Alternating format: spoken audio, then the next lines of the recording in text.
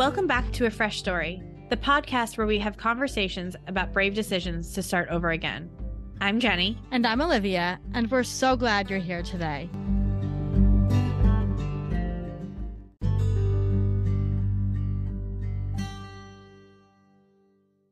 Hello, sister. How are you? Hello, how are you? I'm okay. I'm a little congested, which we were just talking about. I'm yawning a lot because I'm congested, but I'm fine. Well, I'm tired, and I'm going to tell you why. I was in bed happily resting this morning when a 6.5-year-old came to my door, opened it widely, and started yelling at me because I didn't have meatballs for him. Meatballs, and then told me that a real mother would make meatballs for breakfast. I don't know where he got that idea. I don't know. A real mother would make meatballs. If you were a real mother, you'd make meatballs for breakfast. Stregonona. I don't know where he got that idea. So, the things they come up with. He was like rambling at you last night right before bed. Yeah. I hear him say things. I think he said something about somebody that owned a gas station. I don't know. They like these things come out of the mouth. You know, and people, this is the parts of motherhood that people don't talk about. The moments when your 6-year-old tells you you're not a real mother because you don't make meatballs. So speaking of things we don't talk about in motherhood, we had an awesome conversation with Emily Feret, who you probably have seen on TikTok. She is normalizing normalcy, right? Yeah. And kind of showing the behind the scenes of what it really looks like to be a human. What most people's lives actually what it looks like to be a human. She's a mom of 2, and she has created and cultivated this beautiful community of, you know, just regular people on TikTok so people don't feel alone in their journey through life. And so we had an awesome conversation with her about what it's really like to bring children into the world and raise them, and how it's so much more complicated than we like to talk about. Yes. So please enjoy the episode with Emily, and please remember to rate, review, and subscribe to A Fresh Story so that we can keep telling fresh start stories.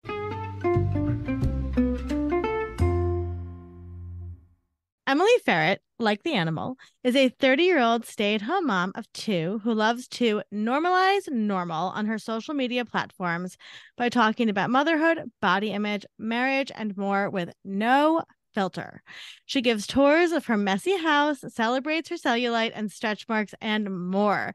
You have definitely seen Emily on TikTok. That's where we independently found her on TikTok, sending each other the TikTok videos. I think I sent Olivia one. I was like, look, her house looks like yours. Yeah, exactly. Because I'm a mom of 2 and definitely a messy house. We were thrilled to talk to her today because, you know, here at Fresh Starts, we're all about talking about authenticity and the real stuff. And Emily is the queen of that. And I'm also, from a social media standpoint, just really curious to talk to her about marketing and social media and all the fun stuff that comes with going viral. So Emily, we're thrilled you're here today. I'm so excited to be here.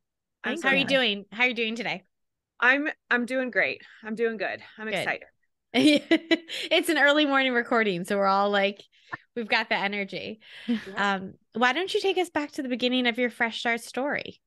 Yeah, so I would definitely say I kind of had a fresh start in motherhood, which is almost like a weird thing to say because you think, oh no, I have the babies and now I'm a mom and that's your fresh start. But I actually feel like I kind of had a redo moment about 2 years in. My daughter is 4, she's going to be 5 this year. My son is 2, he'll be 3 later this year. So when I had my daughter, I was kind of the the idea of what perfect motherhood was in my brain. Like I had a baby that slept really well and I was annoying and lost weight while I was pregnant and back to that, you know, I bounced right back to that pre-baby body. I was even smaller actually. And I just was like, this is perfect. This easy peasy. Yeah. meant to do. And I was that kid when I was like, you know, 12 to 14 was like, I'm going to be a mom, a stay-at-home mom. That's what I want to do. I'm going to be amazing at it. So then when that experience kind of mirrored my idea of what motherhood was going to be, I was like, yeah, I need to have like 10 kids. Like, this is my calling. Like, this is what I'm meant to do. It's so easy for me. And then I got pregnant again and life humbled me as it often does. But I got pregnant. I had a almost 2-year-old that stopped napping. And then the pandemic hit. And I always say I'm the stay-at-home mom that hates staying at home. Like I was always on the go, and that's what feeds and helps my mental health and really fills me up. And I was suddenly unable to do that. Like we were a family that went into true lockdown. I didn't even go to the grocery store. Yeah. So all of a sudden my mental health just like was terrible, and I was having like panic attacks, and I had a toddler that wasn't sleeping, and the pregnancy was way more physically demanding and high risk, and I was doing everything alone, and it was so much. And all of a sudden I couldn't keep up with the house anymore. I was, hormonal and mood swings, and I had a two-year-old or so anyway. hard, really tough, so hard. Yeah, I did the same thing. I was pregnant. My older one was 2.5 when I was pregnant with my little second one. Nobody talks about how hard it is to parent a toddler while you're pregnant. Yes. Yeah. And she wasn't napping, and she was, they're becoming independent, all of the things. Right. And, and it just kind of went like, I went from feeling like I'm so good at this to, wow, maybe I'm not as good as I thought. And it was that time when I joined TikTok. And because what else were we doing? That's when I joined too. I was like, I'm home. And it created this awesome sense of community and fun, and really gave us relief from what was going on in the real world. And so I joined TikTok, and I made some silly quarantine themed videos and was just kind of having fun with it.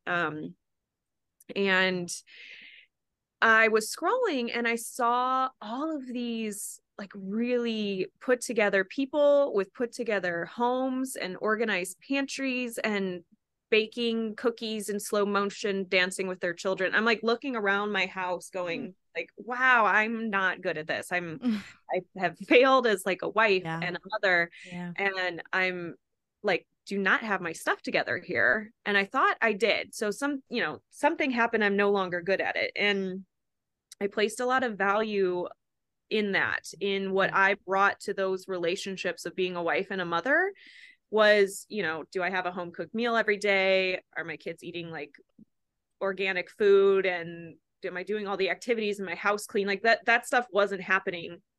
And so I felt like I was not bringing a lot to the table anymore. Yeah.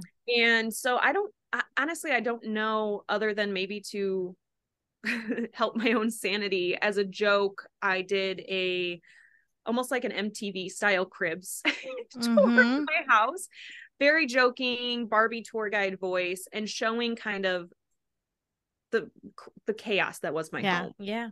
And the crib that my kids never slept in, filled with laundry and bottles that I just found under the couch that I was afraid to open. And I mean, anything under the sun, just kind of showing like, I'm a hot mess. Let me share that. And here's what I'm feeling. And it went viral pretty quickly. Yeah. And so I just kept doing it. And what I found was a lot of people relating to it and being like, wow, thank you. Because I felt like I was failing too, but seeing someone out there saying this is normal helped me so much.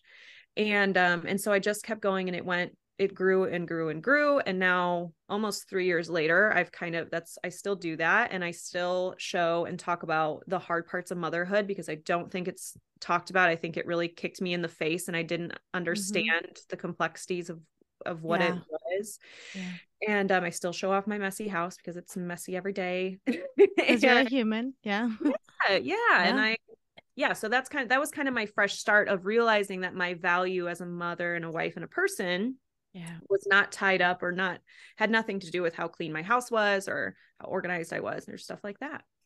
So well, that takes a lot of trying to think of a word that's not the word I want to use, cojones, to which was the word I wanted to use in a different language. It takes a lot of cojones to do that. And I just like, where did that come from? That you were like, I'm just like, were you worried about being judged? Were you worried that your mom would say, I don't, I'm just super curious. Because I think that it is really vulnerable. And I think the great thing that I think why we all connected with TikTok during the pandemic was because for whatever reason, people feel more comfortable being vulnerable over there than Instagram and authentic. And so I'm just wondering like where that strength came from. Honestly, I feel like the response helped. I think had I put out that video and it had gone viral, and everybody had been like, dang, you are gross, you're lazy. Because there's always that. There's always comments like that. but the response was so positive, and I saw that it was helping people, that it became easier to do the next time and easier to do the next time. When you share yourself like having a breakdown in your closet because you're so overstimulated by your kids, and you've got thousands of parents and mothers going, oh my gosh, I did that today too. Thank you for sharing that. It gets easier and easier to share because you're seeing how it is helping and connecting people.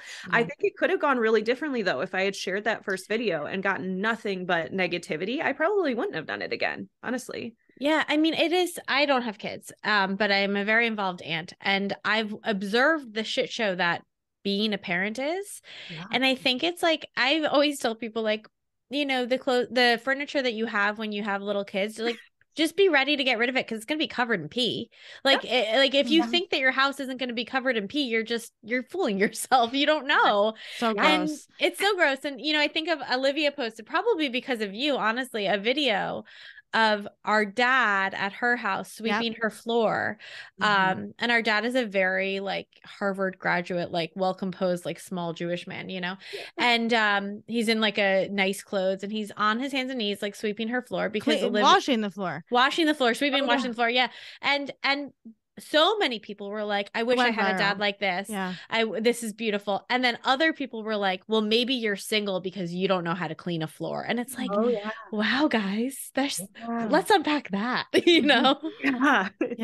The internet can be I have such a love-hate relationship with it, because it's given me so much, and I've built this amazing community, and it's all these helpful things, and I've seen all this cool stuff happen to people. And then on the other side of it, you have people just ready to attack you for anything. It doesn't matter what you post. Just so it can be really hard to put real aspects of your life out on. It's really, really vulnerable. And I just want to applaud you for that. Like, you took a risk, and I'm glad it paid off, because I think it positively impacted so many people. That had a really vibrational effect. But I'm curious to about and you don't have to answer anything, but relationship wise with your husband, obviously you're still together, so probably this idea that being a good wife and a good mother meant a fresh dinner probably didn't come from him. Like, how did that work out, if you could talk about that? I think I think it's societal. For sure. My mom is super independent woman, and all these things. So I don't think it was the way I was raised. I don't think that. I think it was just that idea of like, especially the stay-at-home mom aspect. Like, in my brain, it's like, well, that is your job. Your job is to clean the house. Your job, and I have totally changed my mind on that.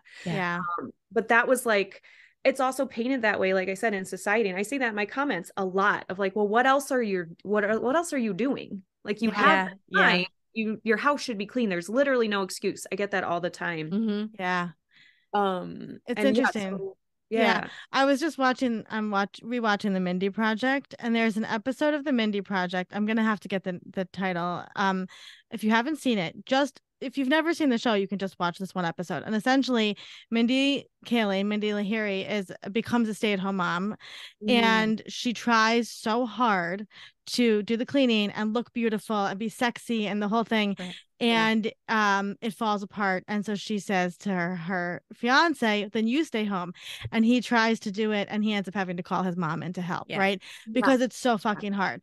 I think that's something we talk about this a lot, because my boys are 6 and 9. I'm a single mom, and motherhood is one of those things that we do talk about a lot, but we also don't talk about it a lot. Right. So there's aspects of it that we don't talk about. And I'm of your ethos that, like, it's so important to talk about the hard stuff, because new moms especially are going to be like, wait, nobody told me about this. Right. So like, I always tell new moms, you're going to have intrusive thoughts, right? You're going to think about hurting your kid. It's going to happen. Like, I don't know what to tell you, like, it is going to happen. And like, this is what you do if you need to get help. Right. So did you have, when you were like a new mom or going through all this, did you have a group of friends around you, or who was your support system? I mean, I have some family that lives close, and my mom was close. My parents aren't retired. So luckily I did have a group of friends that we kind of all had this life paths happening at the same time. So we all kind of got married at the same time. Then we all kind of started having babies close enough. But I think what really That's all it is. It's talking about the real of it and not being afraid to say that. And honestly, all it takes is one time of you being like, oh, I forgot to brush my kids' teeth last night and I let them watch TV to bed. And you have like another mom go, oh, yeah, me too. And you go, oh, okay. Like all it takes is that like kind of one person saying like, I do this and it's okay. And like, it's normal. It's normal to be overstimulated. It's normal to have to like literally lock yourself in a room while your kid's screaming on the other side of it. Like these things happen. And it's not talked about. People don't want to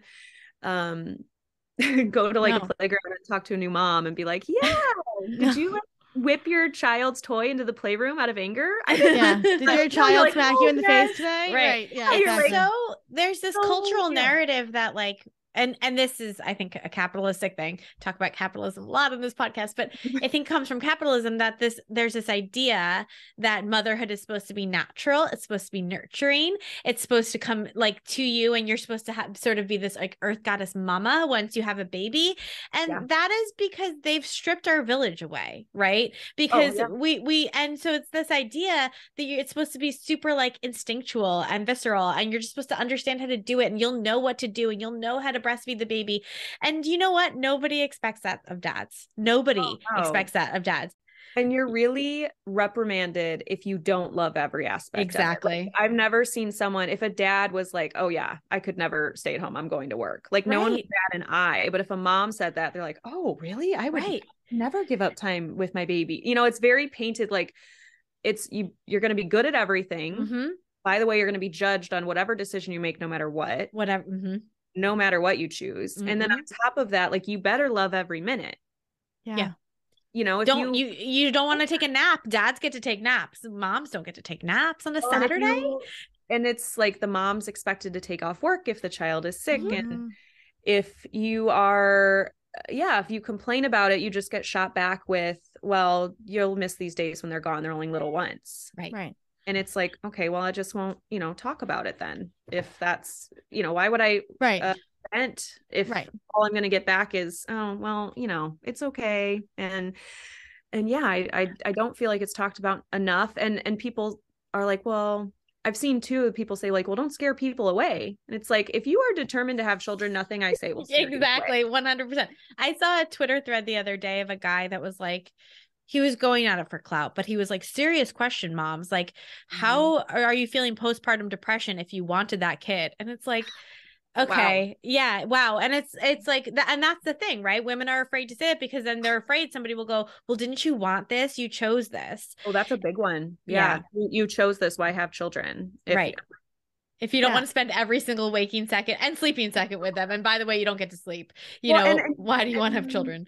And people don't understand that part of it is like a genuine job in an aspect. Like you are taking on raising another generation. Yeah.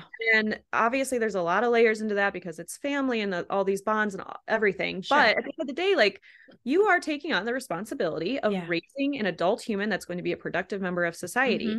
So if you go to work and complain about your job, if someone's you don't get shot back with, well, just what you chose the job. Yeah, 100%, Emily. And I wanted to ask you about that because we talk about that a lot too. People don't realize, right? And I want to go back for a second. You said you were a teenager, right? And you were like, I do want to be a stay-at-home mom. And you knew you wanted to be a mom. That was something that was kind of innate in you. But we don't, and I was the same way. I was like, I always wanted to have kids. We don't understand, I think, what it means to raise a human. Right. So can you talk about that for a second? Well, and I don't know if you can understand it. And I don't want to like cut anybody out of the conversation because there's so many people that want kids, but I feel it is one of those things that you can't understand it unless you're doing it. Whether you have the child yourself, whether you adopt the child, 100%, or raising any child. Any child, even if you're like an aunt in their lives, like if you are taking on some role of like raising a person, it's so much more intense. And there's so many aspects to it that I never heard about. No one ever said it to me. All I was warned about was that I was going to be tired. I said to my friends the other day, I'm like, I can't even imagine the mom I would be if I had 3 hours a day to myself. to do the other things I need to do, or to just rest or whatever. And I don't have that, and people don't have that. They don't. I always said, like, I used to think when I heard that term, I thought it was all about the child. Like it takes a village to raise the child, but it's not. It's about the mom. And I didn't realize that and I have a village. I have friends. I have family that will watch my child, but it's still not enough. It's not, it's not a village in the sense where I could just say, hey, can you come over for like 4 hours, or I need to go do this. Can you watch my kids? And I think people don't realize how difficult it will be if you don't have a village too. Not to don't have kids if you don't have a village, but be prepared that it's really hard. It's really hard. It's really hard. And also, we're also not taught that a lot of parenting is reparenting ourselves, right? Oh, yes. Yeah. So have you experienced that? Yes. I did not know what I would be triggered by until I had kids. I thought I had it together. I did not know I was someone that got overstimulated, especially by noise. That was new to me. That didn't happen until I had kids, and that's been a really big struggle. But what triggers your inner child, I thought I was good. I'm fine. I always say, like, gentle parenting, like the term for me is actually about gentle parenting myself, right? It's not about my kids, right? It's about me being a parent to myself.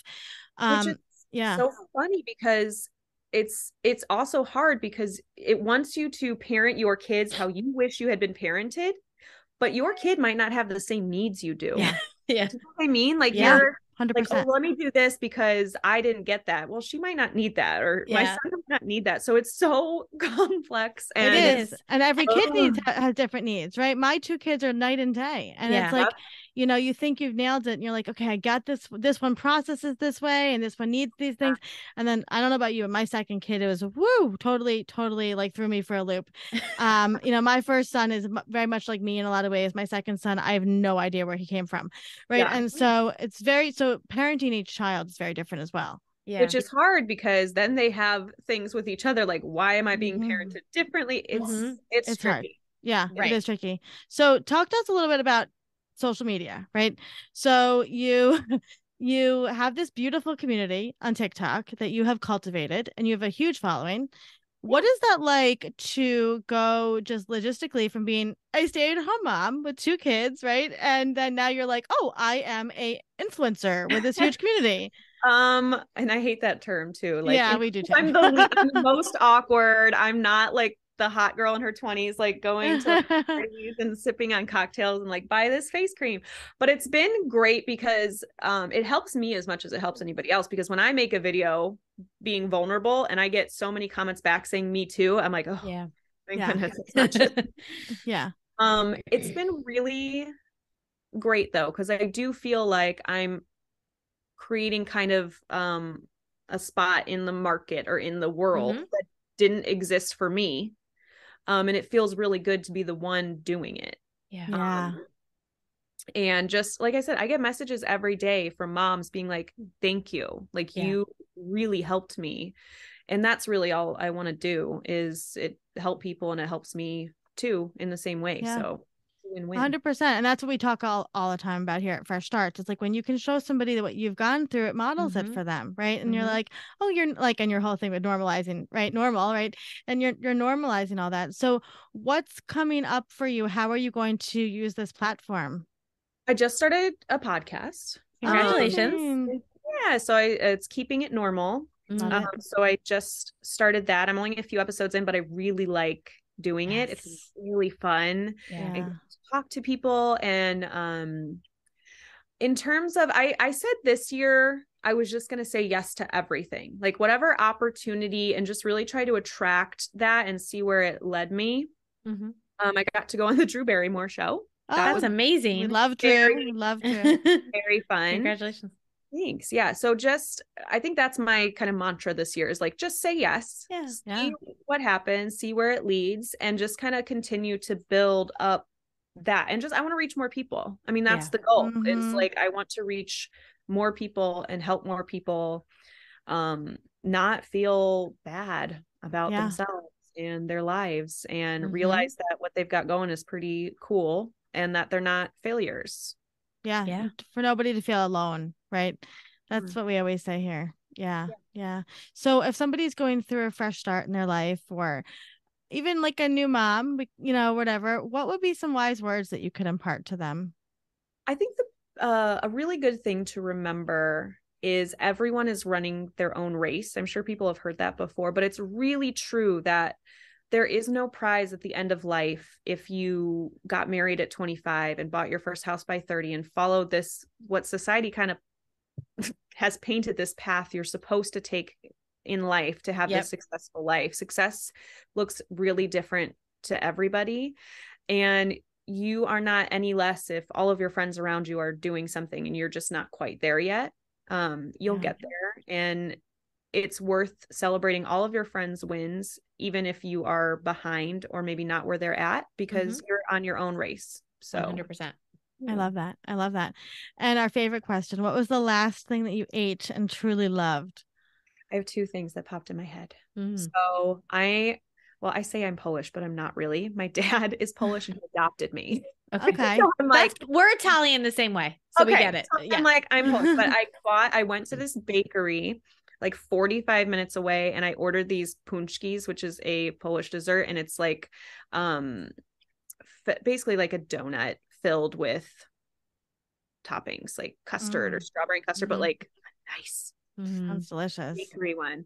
And then when I was in New York, I'd never been to New York before. So I went to my hotel room and DoorDash from like 3 different places. But I had this like sushi bowl, which maybe it's like I don't know. Okay. But I guess they labeled it a sushi bowl, but it's the same. But it had like salmon and rice and the cucumbers and all the stuff. And I was like, oh, so good. Oh no, I might need to get poke for lunch now. It sounds so good. I love that. Well, Emily, it was such a pleasure chatting with you. And, we just are so obsessed with what you're doing, because our whole thing here and the reason we built Fresh Starts is that so nobody feels alone during a life change. And I love that you're providing this platform for moms, because I know it can be really lonely and isolating. And just to know that there's somebody going, hey, you're not alone. I got my arm around you. We're going to do this together is so beautiful. And that truly is what's going to shift the narrative and help people, be okay in the long run. So thank you for doing what you're doing. Thank you guys for having me.